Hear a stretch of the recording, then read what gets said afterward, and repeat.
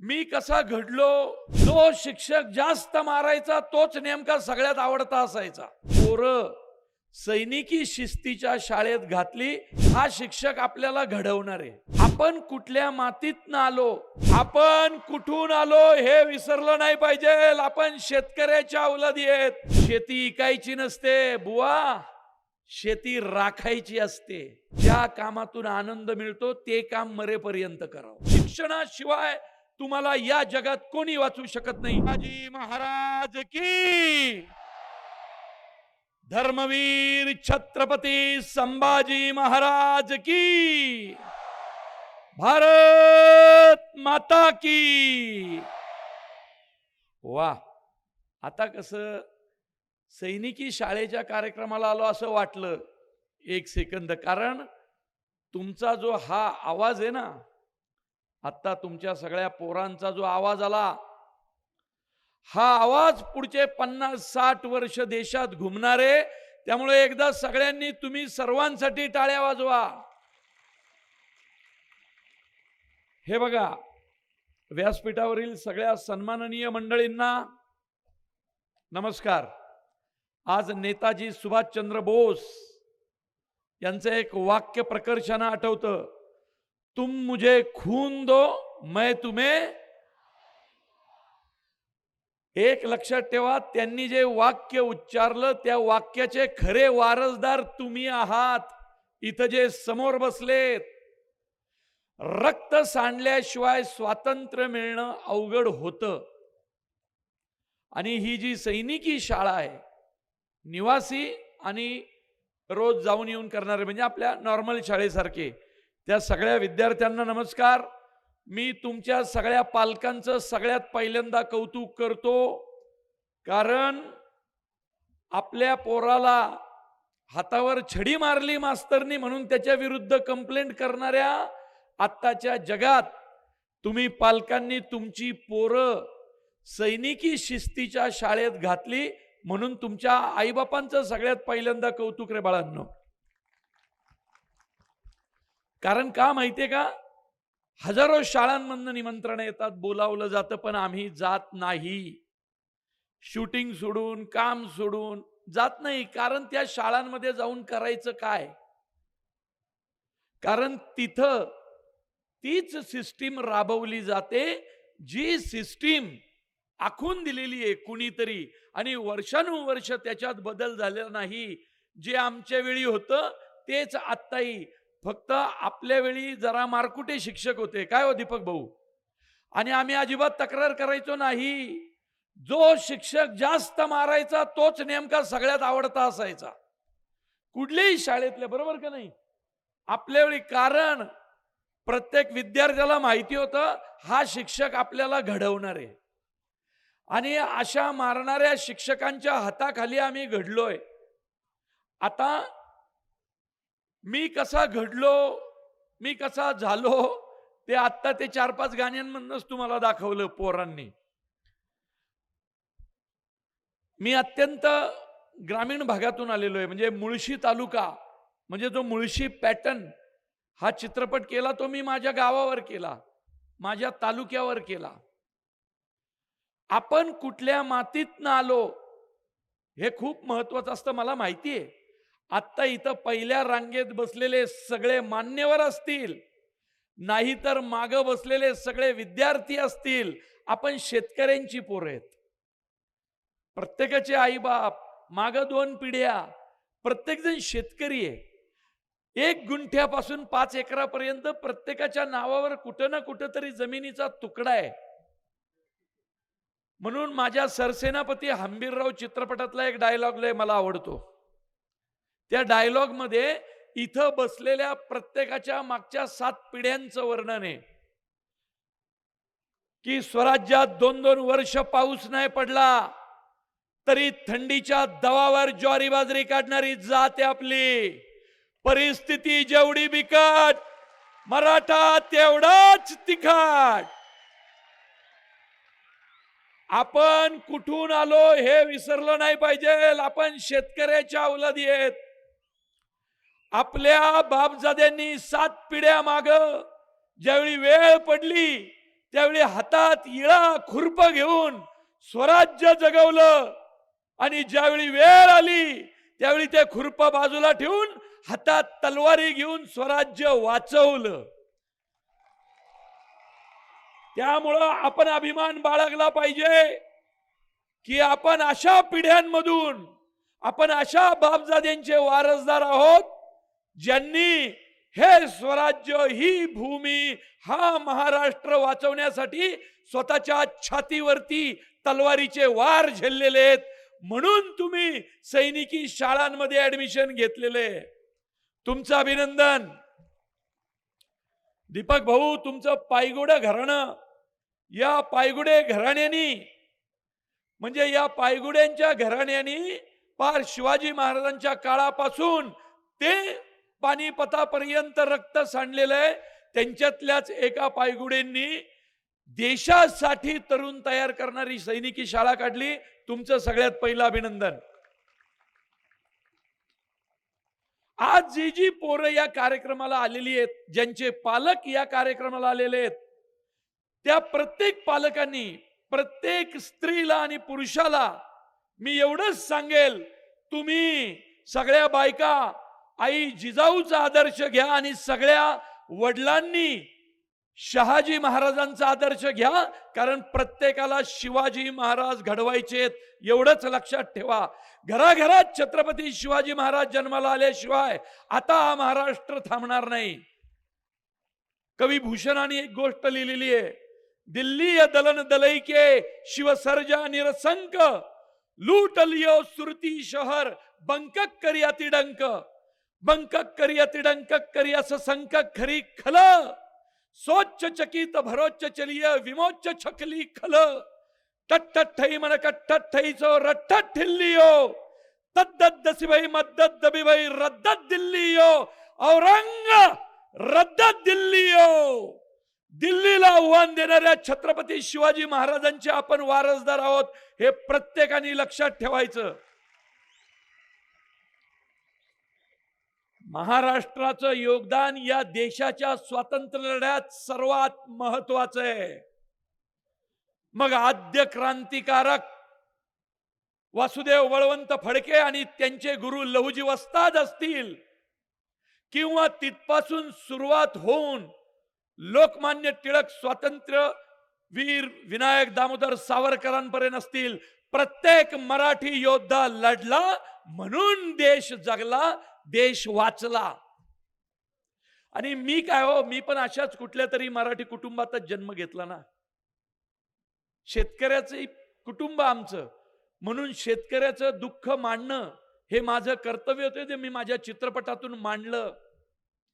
शेती इकायची नसते बुवा, शेती राखायची असते. हा कानमंत्र आपण अख्ख्या महाराष्ट्राला दिला, कारण 1992 साली फायनान्शियल डेव्हलपमेंट आली. त्यावेळी मी माझ्या एका भाषणात म्हटलं होतं की insensitive and brutal approach towards development by politician is a real misery for farmers in India. या देशातल्या शेतकऱ्याचं सगळ्यात मोठं दुःख काय, तर जी फायनान्शियल डेव्हलपमेंट राज्यकर्त्यांनी राबवायला पाहिजे होती ती राबवली नाही, आणि म्हणून महाराष्ट्राच्या शेतकरी दुःख आलं. नाहीतर आपण पण पंजाबच्या शेतकऱ्यासारखे श्रीमंत शेतकरी म्हणून वावरला असतो. कारण ही जी भूमी आहे ना महाराष्ट्राची, इथल्या दगडावरती चुकून धान्याचे 4 दाणे टाकले तर ते पण उगवून येतात दगडावरती. ही आपल्या मातीची आणि दगडाची खासियत आहे. पण हळूहळू बदलत गेलं आणि आपल्या शेतकऱ्यांच्या जमिनी गेल्या. शेतकऱ्यांच्या जमिनी कवडी मोलाच्या भावाने विकत घेतल्या गेल्या. आता इथं व्यासपीठावर बरेच उद्योजक आहेत आणि ते सगळे या भागातले आहेत. मला खूप अभिमान वाटला. या सगळ्यांनी आपापल्या जमिनी राहून स्वतःचे उद्योग पण उभे केले की हो. पण आपल्या मागच्या ज्या 3 पिढ्या होत्या त्या बिचाऱ्यांचा तरी काय दोष. त्यांना कुणी शिकवलंच नाही की बाबा जी जमीन 7 पिढ्या तू राबतोय, ती जमीन 5 रुपये स्क्वेअर फीट भावाने कुणीतरी विकत घेते म्हणून विकू नको. तो म्हटला अरे जमिनीला 50 पैसेच भाव आहे फक्त, मी 5 रुपयाचा भाव आलाय 5 रुपयाचा. पण त्या येड्याला हे माहितीच नव्हतं की 92 साली जी जमीन 5 रुपये स्क्वेअर फीट भावाने विकली, ती 2002 साली त्या जमिनीवर हिंजवडी आयटी पार्क उभं राहिले. Hinjewadi IT park. आणि 5 रुपये स्क्वेअर फीट भावाने विकलेल्या जमिनीचा भाव होता 5 लाख रुपये स्क्वेअर फीट. कारण आपल्याला दूरदृष्टीपणा नसतो. आपण शेतकरी कुटुंबातली माणसं आहेत. आज पेरायचं, ते 3 महिन्यांनी उगवतं, 4 महिन्यांनी कापतो, 5-6 महिन्यांनी आपण ते खायला घेतो. कारण आपण जे पिकवलं ते नातेवाईकांमध्ये वाटण्यातच गेलं. आपण त्याचा धंदा कधी केलाच नाही. शेतीतनं व्यवसाय होतो हे आपल्याला कधी माहितीच नव्हतं. आणि भल्या भल्या राजकारण्यांनी आपल्याला कधी ते सांगितलं पण नाही. राजकारणी आपल्याला म्हटले, तू कटाळलाय का बाबा, मला विक. कारण महाराष्ट्र त्यावेळी डेव्हलपमेंटच्या उमऱ्यावरती होता. आज आपण सगळे शाणे आहोत. तुम्ही सैनिकी शाळेत शिक्षण घेताय. आरेला कार्य करण्याची तुमची वृत्ती असली पाहिजे. फक्त ते आरेला कार्य स्वतःसाठी नाही तर आपल्या समाजासाठी केलं पाहिजे, एवढंच लक्षात ठेवा. स्वतःसाठी तुम्ही आरेला कार्य केलं तर तुम्ही गुन्हेगार व्हाल, पण तुम्ही समाजासाठी आरेला कार्य केलं तर तुम्ही समाज सुधारक व्हाल. आम्ही अशाच कुटुंबातून आलोय. काही नव्हतं आमच्या आईबापाकडं. आमच्या बापाचं पुण्य एवढंच, आमच्या आज्याचं पुण्य एवढंच की त्यांनी त्यांच्याकडे असलेला थोडा बहुत जो काही जमिनीचा तुकडा होता तो विकला नाही. आम्हाला खूप चांगलं शिक्षण दिलं. शिक्षणाशिवाय तुम्हाला या जगात कोणी वाचवू शकत नाही. आता इथं उपस्थित प्रत्येक विद्यार्थ्यांनी तुमचे कान हत्ती एवढे करा आणि मी जे सांगतोय ते तुमच्या कानातून तुमच्या मनात न्या. लक्षात ठेवा, अजून 15-20 वर्षांनी तुमचे आईबाप या समाजातले सगळ्यात मानाचे आईबाप म्हणून फिरतील. या जगामध्ये तुम्हाला वाचवायला परमेश्वर येणार नाही. कारण परमेश्वराने सांगितलं काय, अरे तू मागच्या जन्मी काहीतरी बरं केलं म्हणून मी तुला माणसाच्या जन्माला घातलं, आता अजून तुझ्यासाठी किती करू. आता माणसाच्या जन्माला आल्यानंतर एकच लक्षात ठेवा, प्रत्येकाला तुमचे आई वडील आवडतात की नाही? आवडतात की नाही? आई आवडते की नाही? वडील आवडतात की नाही? तर आवडणाऱ्या या फक्त 2 माणसांसाठी, किती माणसांसाठी? या 2 माणसांसाठी तुम्हाला जगायचं, एवढं लक्षात ठेवा. आणि या 2 माणसांना जर तुम्हाला आयुष्यात खूप आनंदी ठेवायचं असेल, खूप खूप, तर हीच ती 10 वर्ष आहेत शिक्षणाची. ही 10 वर्ष ठरवणार आहेत तुम्ही तुमच्या त्या आई वडिलांना किती आनंदी ठेवणार.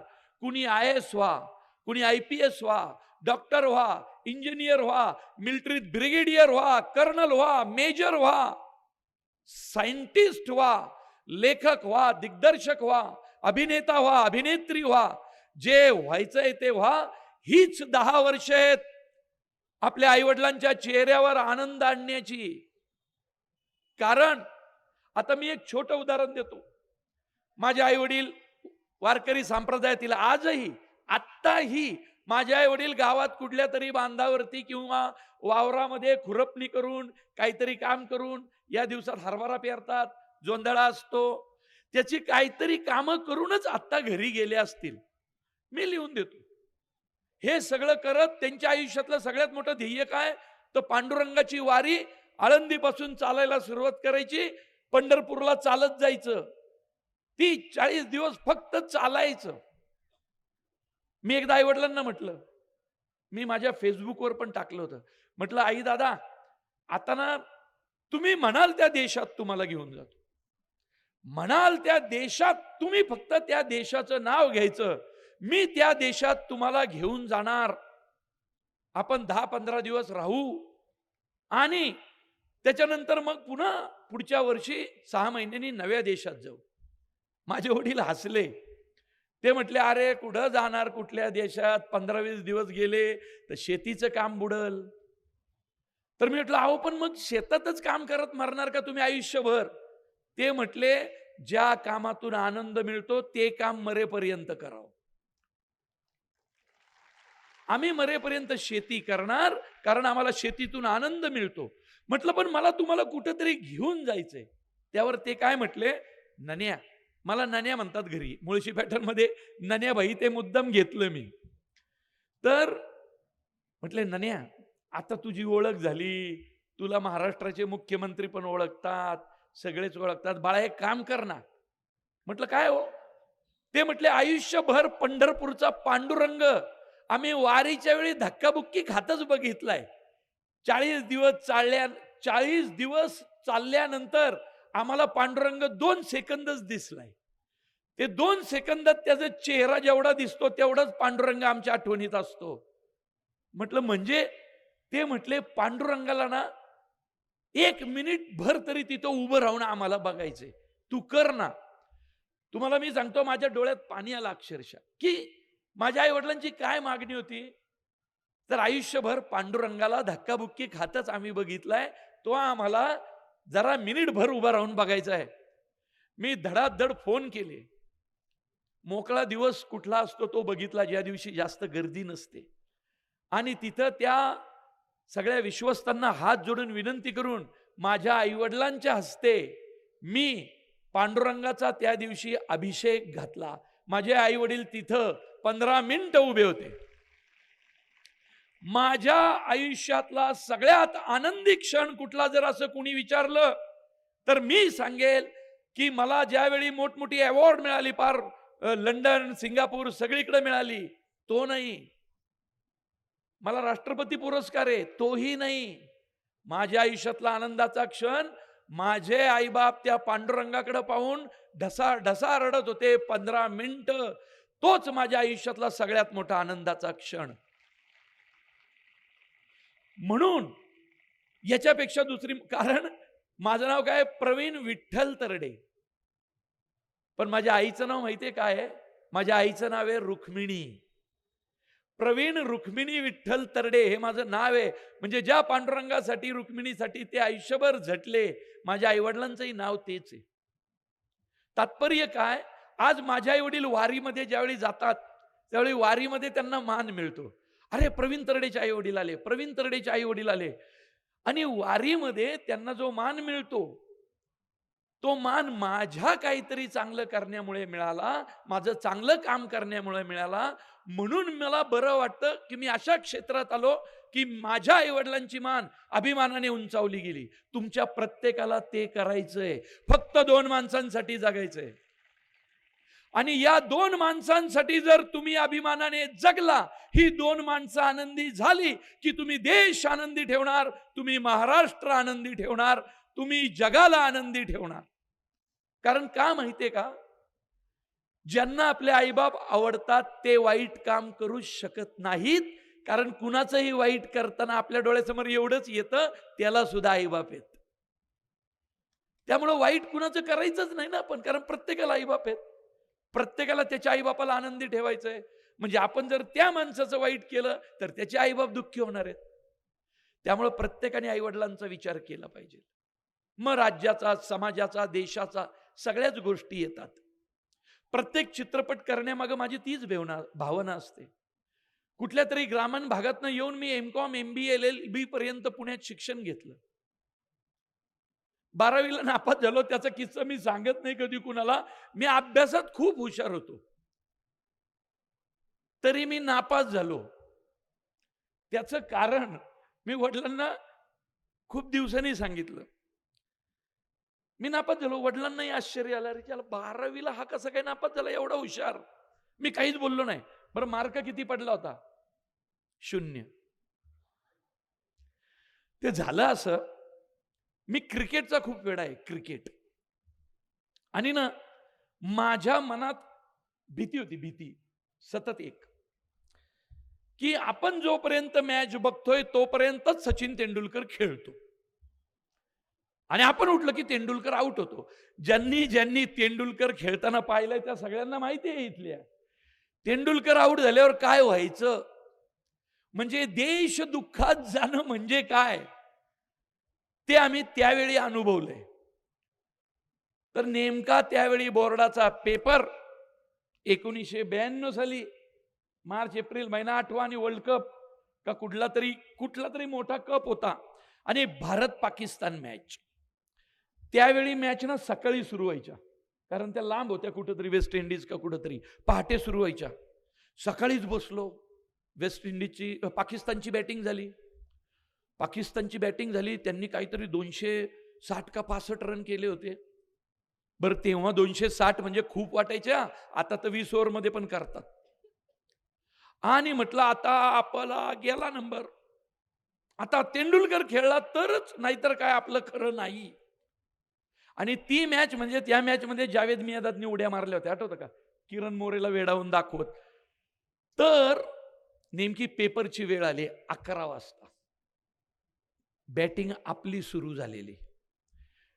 तेंडुलकर सहवाग हात फिरवत नाही, सहवाग पण नव्हता तेव्हा, तेंडुलकर आणि कोण, नवज्योत सिंग सिद्धू बॅट फिरवत आले. परत पोटात दडपण, आता कसं होणार, कारण पेपरला तर गेलं पाहिजे. पेपरला गेलो, म्हटलं आता पेपर देऊ आणि येऊ लगेच निघून. नापास तर नापास. घरच्यांना सांगू मला खूप अवघड गेला, मला काही लिहिताच आलं नाही. मी गेलो, बसलो, पण मला काय माहिती की अर्धा तास झाल्याशिवाय सोडत नाहीत बोर्डाच्या पेपरला. मी अर्धा तास कसा बसा काहीतरी खुडपुड करत बसलो, लगेच पळून आलो. मॅच बघितली, मॅच जिंकली. तेंडुलकरची सेंचुरी आहे त्या मॅचला. खूप आनंदी घरी आलो. नंतर रिझल्ट आला. रिझल्ट काय येणार मला माहिती होतं. आता तुम्हा मुलांना माहित नाही, त्यावेळी पोस्टमन यायचं. पोस्टमनची वाट पाहणं हे आम्हाला काय माहित होतं. रिझल्ट लागला, मी नापास झालो, तेच सांगायला लागलो घरी, छे काय अवघड. आणि मी आधीच बॅटिंग सुरू केली 1 महिना आधीच. दादा मला ना इंग्रजीचा पेपर अवघड गेला हो. ते म्हटलं तुला कसं काय अवघड जाईल, गेला हो, ऐका ना यावेळी गेला, काहीतरी ना डेंजरच आला होता यावेळी पेपर. महिनाभर मी तेच सांगत होतो. सगळं झालं, पेपर आला, रिझल्ट आला, नापास. म्हटलं पण दादा डोंट वरी, 6 महिन्यांनी परीक्षा देतो आणि मी उत्तम मार्काने पास होतो. वडील काही बोलले नाही. मला म्हटलं ते 0 मार्क कसा पडलाय सांग. अरे म्हटलं दादा ते कसं माहित नाही, काहीतरी झालं मला, ते काहीतरी झालं अहो, ते अवघड झाला. ते म्हटले बघ तुला माझी शपथ आहे, खरं सांग. आता मी जसं म्हटलं, आई वडिलांच्या शिवाय आपल्याला आयुष्य नाही, आई बापापेक्षा मोठी माणसं नाहीत. मी माझ्या वडिलांना स्पष्ट सांगितलं मी असं केलं होतं. वडील काही नाही बोलले. त्यावेळी त्यांची बजाजला काम करायचे, सेकंड शिफ्ट होती. वडील गेले. संध्याकाळी वडील आले, काय मी झोपलो होतो. सकाळी वडील उठले, उठूनच बसले होते, माझी वाट बघतच होते. मी उठलो, वडील म्हटले नन्या जरा समोर बस. म्हटले तू तुझ्या मनासारखं केलंस, तुला वाटलं म्हणून तू मॅच पाहिली क्रिकेटची, तेंडुलकरची सेंचुरी पाहिलीस, आता मला वाटतं ते मी करणार. आईला म्हटलं काय करतायत. म्हटलं म्हणजे हे बघ, आता जोपर्यंत तू ऑक्टोबरला पेपर देऊन पुन्हा पास होत नाहीस, त्याला आता 6 महिने आहेत. ते 6 महिने या घरात राहायचं नाहीस आणि या घरात जेवायचं नाहीस. माझ्या पोटातच गोळा आला. बरं माझं वय वर्ष किती, 12वी मध्ये काय 17-18 काय आपण असतो ते. मी घाबरलो. अहो म्हटलं दादा असं काय करताय. ते म्हटलं असं नाही, तू तुझ्या मनाने वागला ना, आता मला माझ्या मनाने वागू दे. बरं चल एक मुभा देतो, इथं राहायचंय ना, तर इथं राहण्याचे आणि जेवणाचे तू मला दर महिना पैसे दे. म्हटलं मी करू काय, म्हटलं आता मी पैसे कुठून आणू. ते म्हटले नाही, मनाने वागल्यानंतर जर वाईट काम केलं तर त्याची फळं भोगायची तयारी ठेवली पाहिजे माणसाने. आणि मग मी नोकरी शोधायला लागलो. म्हटलं 2-3 दिवसात शोधतो. ते म्हटले नाही, आज आत्तापासून जर आज तुला नोकरी नाही मिळाली तर आज जेवायला नाही, झोपायला दारात. आणि मला नोकरी लागली दुसऱ्या दिवशी एका कुठल्या तरी कपड्याच्या दुकानात. 6 महिने काम केलं, घरी पगार द्यायचो. काय 600 रुपये कितीतरी पगार होता मला महिना. आणि मग 6 महिन्यांनी मी काही उत्तम मार्कांनी पास झालो. आणि मग त्याच्यानंतर एम.कॉम, एम.बी.ए, एल.एल.बी, मग एक जाई, मग त्याच्यानंतर दरवेळी एकापेक्षा एक जास्त मार्क. कारण मला कळलं की एक गोष्ट मी चुकीची केली, तर नंतर मग मला आईने सांगितलं की "नन्या, तुझे वडील 6 महिने झालं एक टाइमच जेवतायत." कारण आपण पोराला शिक्षा केली ह्याची शिक्षा ते स्वतः पण भोगतायत. तो दिवस त्यानंतर कायम स्मरणात राहिला आणि ठरवलं आता आयुष्यभर जगायचं ते या 2 माणसांसाठीच. कारण हेच माझे रुक्मिणी, हेच माझा पांडुरंग. आणि त्याबरोबर आपण ज्या समाजातून आलो, ज्या माणसांमधून आलो, त्यांच्यासाठी जगायचं. प्रत्येक सिनेमा, मग माझा कुठल्या पिक्चर लव्ह स्टोरी पाहिली का हो तुम्ही? हिरो हिरोईनच्या मागं पळतोय झाडाच्या मागं. आपल्याला असलं जमतच नाही. कारण समाजाचा प्रश्न, देशाचा प्रश्न, छत्रपती शिवाजी महाराजांचं कार्य, धर्मवीर छत्रपती संभाजी महाराजांचं कार्य आपल्याला जगासमोर न्यायचंय. ते नेण्यासाठी झटायचंय. चित्रपट असेच करायचेत की ज्या चित्रपटामुळे 2 जणांना फायदा झाला पाहिजे. देऊळ बंद करताना माझा धर्म, माझे देव आणि माझं विज्ञान हे हातात हात घालून चालतं. आता तुम्हाला माहितीये मी देऊळ बंद पार्ट 2 करतोय. सध्या त्याची तयारी चालू आहे. गेल्या वेळी काय झालं बाबा, देऊळ बंद मध्ये स्वामींना सायंटिस्ट भेटला. स्वामींना मोठमोठं तत्वज्ञान सांगत होता. त्यावेळी स्वामी त्याला एक वाक्य बोलले होते थॉमस अल्वा एडिसनचं, की if electricity is a creativity then there should be one creator but I am not. Thomas Alva एडिसननी ज्यावेळी दिव्याचा, आत्ता बघा लाईट लागलेत म्हणून मी दिसतोय, या लाईटचा शोध ज्या दिवशी थॉमस अल्वा एडिसननी लावला, सगळं जग त्याला डोक्यावर घेऊन नाचू लागलं. त्यावेळी थॉमस अल्वा एडिसन म्हटला, नाही रे बाबांनो, हे माझं नाही. लाईट पूर्वीपासून इथं होतीच, मी फक्त शोधली. बनवणारा कुणीतरी वेगळाच आहे. मग त्या दिवशी ठरवलं की हे सगळं बनवणाऱ्यावर काम करायचं, म्हणून देऊळ बंद. त्यावेळी स्वामींना शास्त्रज्ञ भेटला देऊळबंद पिक्चर मध्ये, आणि शास्त्रज्ञ विरुद्ध स्वामी, मोठा लढा झाला आणि स्वामी जिंकले. स्वामींना लढाई सोपी होती, देवाची लढाई सोपी होती, कारण देवाची लढाई शास्त्रज्ञाची होती. यावेळी देऊळबंद भाग 2 मध्ये देवाची लढाई मोठी आहे. कारण पिक्चरचं नाव काय माहितीये का? देऊळबंद 2 आता परीक्षा देवाची. कारण का माहितीये? देवाला यावेळी शास्त्रज्ञ नाही भेटणार, देवाला यावेळी भेटणारे शेतकरी. शास्त्रज्ञाशी लढणं सोपं होतं, शेतकऱ्याशी लढणं सोपं नाही. आणि या ह्याच्यातून असा सिनेमा करणारे की माझा सिनेमा आल्यानंतर त्या सिनेमाची प्रेरणा घेऊन एका जरी शेतकऱ्याची आत्महत्या थांबली तर मी म्हणन माझ्या आयुष्याचं सार्थक झालं. आपल्याला सिनेमा करायचा आहे तो समाजासाठी, राष्ट्रासाठी, देवदेवतांसाठी, धर्मासाठी. आपल्या सिनेमातनं लोकांनी काहीतरी घेतलं पाहिजे आणि तोच माझा प्रयत्न असेल. दीपक भाऊ, आज तुम्ही मला इथं बोलवलं, एवढ्या मान्यवरांसमोर मला तुम्ही पुढे बसवलं, मी त्यांची माफी मागून इथं पुढे बसलो. कारण असं कुठून तरी समाजाच्या तळागाळातून स्टेजवरती असं येणं, ह्याच्यासाठी खूप कष्ट लागतात. आणि सगळ्या मुलांनी एकच लक्षात ठेवा, नेहमी अशा पहिल्या रांगेत येण्यासाठी आयुष्यभर झटा. तुम्हाला गणित विषय, मॅथमॅटिक्स, गणित खूप, जो विषय सगळ्यात अवघड जातो त्याच्यावर सगळ्यात जास्त प्रेम करायचं. लक्षात ठेवा, जो विषय अवघड असतो त्याच्यावर सगळ्यात जास्त प्रेम करायचं. कारण जो विषय अवघड असतो तो जास्त यश देतो, तो तुम्हाला मोठं करतो. त्यामुळं जाता जाता एवढंच सांगेल, ही जी 10 वर्ष आहेत शिक्षणाची, याच्यामध्ये इतकं राबा की त्या 10 वर्षानंतर जी पोरं राबली ती सगळी सुखाने जगली. त्यामुळं पुन्हा एकदा मी दीपक भाऊंचे आणि या तुमच्या नेताजी सुभाषचंद्र बोस सैनिकी शाळेचे आभार मानतो की मनातल्या भावना, मी काही कुणी राष्ट्रीय वक्ता नाही, पण बोलण्याची कला स्टेजवरती आल्यावर प्रभावीपणे जमते जर तुम्ही बोलताय ते मनापासून असेल. त्यामुळे जे मनात आलो ते मी तुमच्याशी बोललो.